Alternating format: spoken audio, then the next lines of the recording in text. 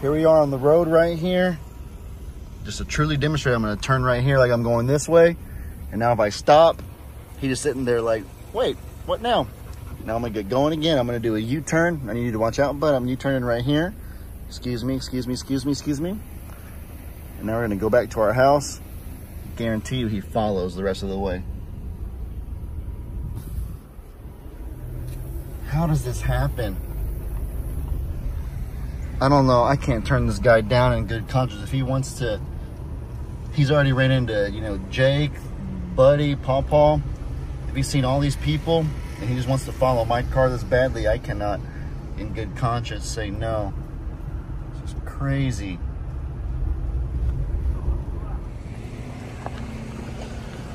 Guys, you can literally not make this up right here. This dog, I know it's in the front right now, but it's literally following my car. This is the craziest thing. Look, I'm gonna go this way right here, just to demonstrate, and this dog is literally following me. That's the craziest thing. I'm gonna pull into our driveway, or pull into our yard, I'm gonna turn back around and then come back out, and I guarantee he'll still be following me. Just watch. This is ridiculous, you guys. I don't know what to do. I'm so conflicted. Watch out, bud. Despite the red flags that I've seen, man, this is just such a hard situation. Literally leading, and so I watch. I'm gonna turn around. I'm gonna go back out the way that I came, and then he's still gonna be following. I don't know where he went.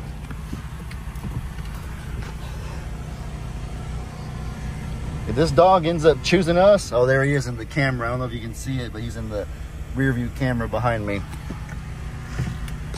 Let me pull out going this way.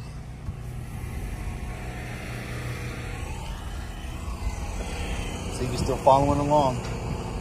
There he is, right there. That is the craziest thing, you guys. Is that not the wildest thing ever that you've seen?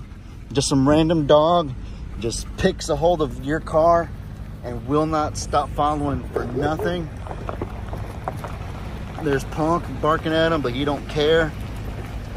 Let's go down to the road. I'm gonna go back around and I'm just gonna demonstrate truly that he will not. I'm gonna pretend I'm turning left, and so now he thinks I'm going left, but now he's looking to see, wait, are you actually going left? Sorry, it's a little speckly right there. Just waiting for me to make a move. Now I'm gonna turn right. And he's like, oh, we're going right. All right, I'm going with. Can't tell if he's like, it doesn't seem milky. His eyes don't seem milky. I think they're just genuinely blue. Weird tree, man. Shedding those separately. I don't know, you guys. The dog just followed me in the Argo all the way here to Buddy and Stephanie's house. I'm here with Ben. See, that's not Luna right there. You can tell that right there would be Luna. And so I just, he will not leave my side for anything. I don't know what to do. I can't say no if he wants to be with me that bad. That's like the most flattering and sweetest thing. But we run a sanctuary. There's the diseases he might have to be conscious of. After the hurricane, no vets are really open to get him there immediately. Just, I've seen him chase cats and kind of be a little bit too playful with our baby goats, Ryan, Toulouse, and Tallulah.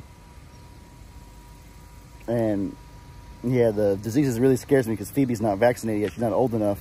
So it's just a lot to consider. Just showed up yesterday. It has not wanted to leave. Been begging to stay. He's sweet, he's a cute dog. Just a hard situation, I don't know.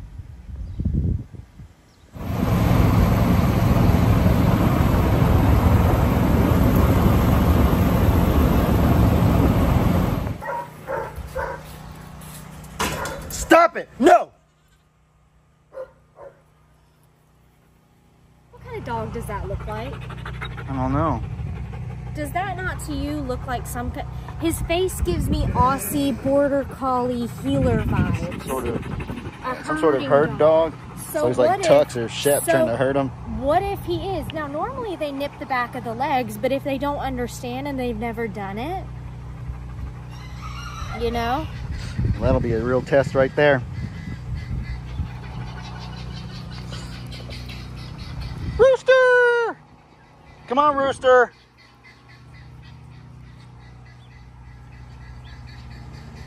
Oh boy. I don't know what to think of this.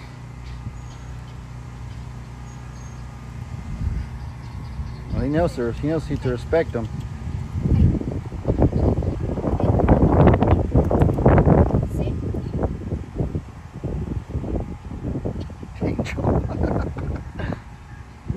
Gosh, Angel. It's okay. It's okay. Good. It's okay. Rooster! Rooster, come on, buddy! Come on, Rooster!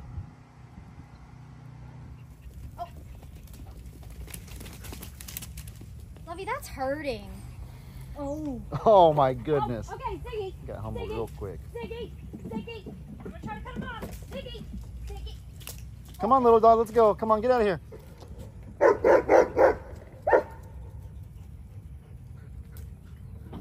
Lovey, this isn't bad behavior. I don't even know what to do. Like, literally, what do I do?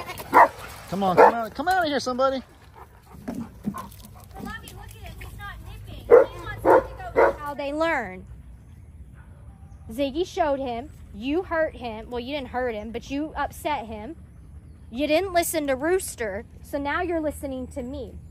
What I watched was Walter was getting very upset. Walter's like, I'm done.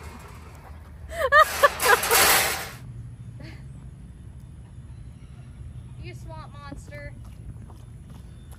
No. At least someone's enjoying themselves.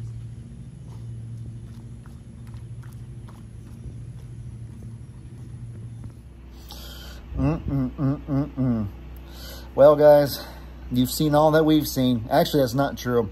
That right there is what I've gotten on video. There's a few things on top of that that I didn't get to record, so you haven't seen. I'll tell you real fast.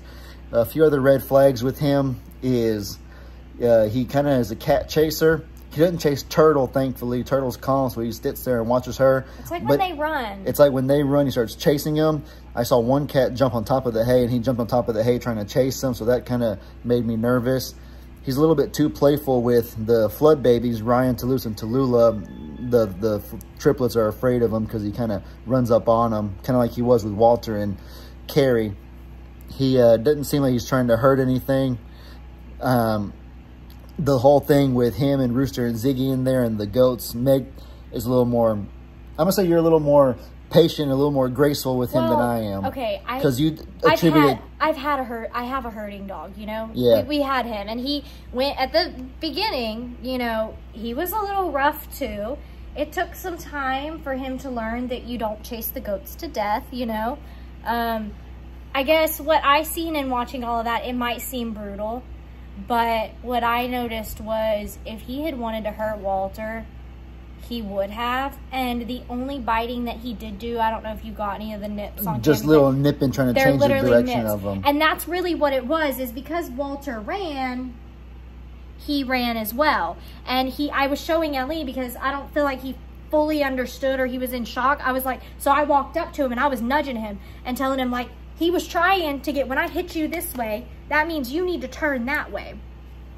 Walter wasn't turning where he wanted him to go, which then agitated him and made him try harder and get closer to his face, because when Walter didn't answer when he was nipping the back of his legs, he went higher up.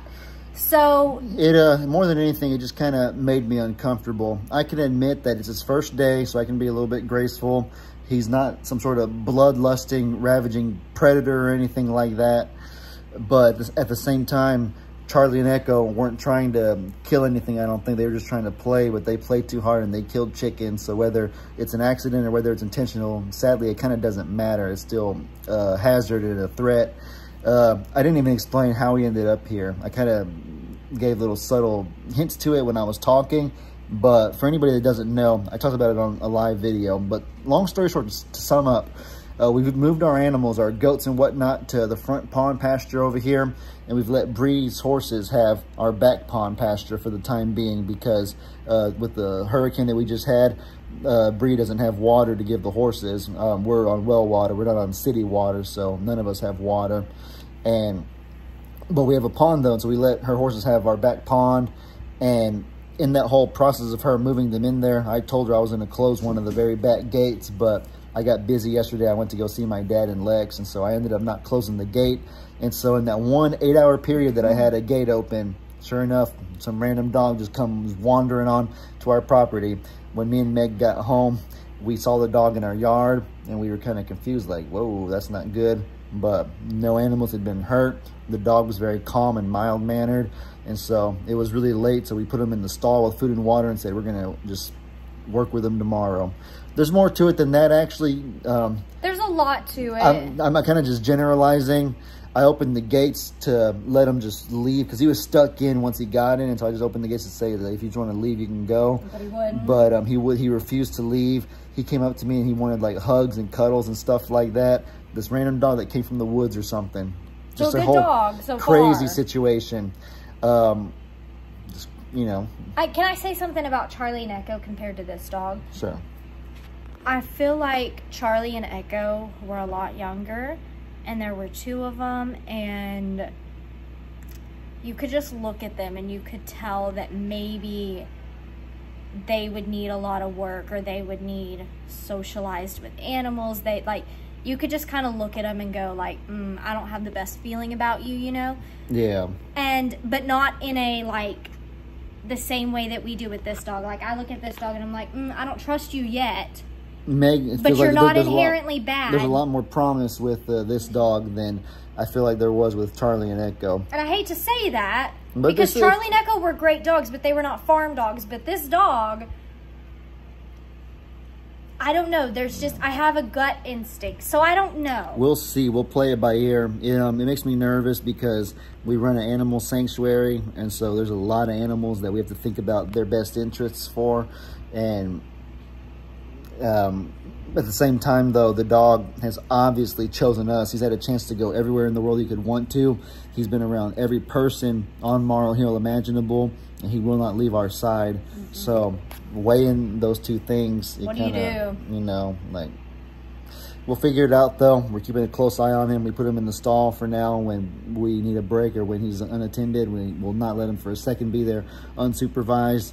And we'll keep bringing y'all videos. You know, just let me know what y'all think. Let me say something else. If you have gotten all the way to this point, I know that dogs and cats are a more common animal that people tend to have. So everybody wants to put their 2 cents in, because it's easier to have knowledge on dogs and cats than it is goats and alpacas. I'm gonna say, I have never been ripped more to shreds, and you have never been ripped more to shreds than when it comes to a dog. We are not experts. We do not claim to be experts. A lot of people have dogs, so I guess they feel like they're professionals with dogs and stuff like that. But here's the thing. We're going off of what we know and what we think is best in our gut instincts. We're not going to put any animal in danger. If you have criticism about it, you can be constructive. But I think both of us have reached a point where, like, the negativity with it is getting out of hand. And I know for myself personally, I don't post about Phoebe. I don't really post about Rooster Which is sad, because Phoebe's such a wonderful joy to see her growing up and stuff like that. But I'm not going to sit here and watch these. So I'm not going to sit here and watch people be negative about every single one of our movements. So I just decided that I'll take that privilege away. And this is your video, so you have that option. Just don't read the comments, Lovey. No, it's not. No, I'm not going to. I'm just asking people, if you've gotten all the way to this point and you haven't commented yet, or you did make a mean comment before, just think about it. This is an animal's life. It's not that bad.